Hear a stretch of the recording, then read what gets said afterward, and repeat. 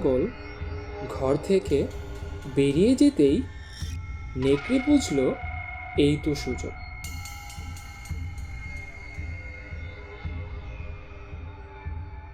নেকড়ে পা টিপে টিপে এলো ছোট্ট ঘরের সামনে। দরজার পাশে দাঁড়িয়ে নাক উঁচু করে শ্বাস টানল।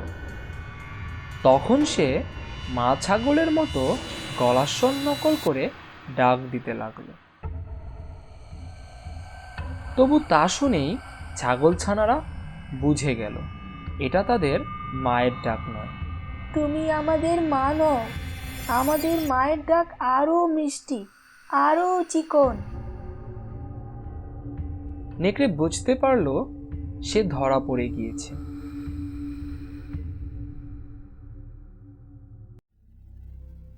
মন খারাপ করে সে গেল এক বুড়ো ভাল্লুকের কাছে। ভাল্লুক ভাইয়া, আমাকে একটু মধু দেবে?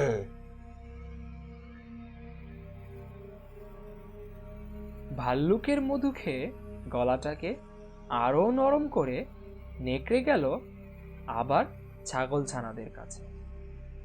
এবার তার কণ্ঠটা ভারী নরম, ভারী চিকন। বাছারা দরজা খোলো, আমি তোমাদের মা এসেছি। ছাগলছানারা বুঝল সত্যি বুঝি ওদের মা এসেছে।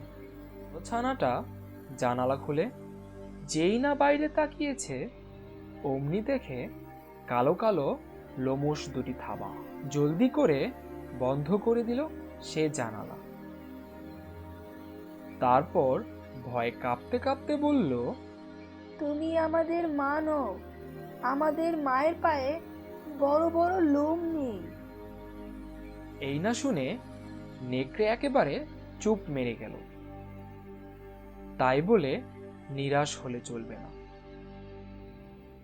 আবার সে নতুন ফন্দি আঁটতে লাগলো। ছুটতে ছুটতে গেল সে এক নাপিতের বাড়ি।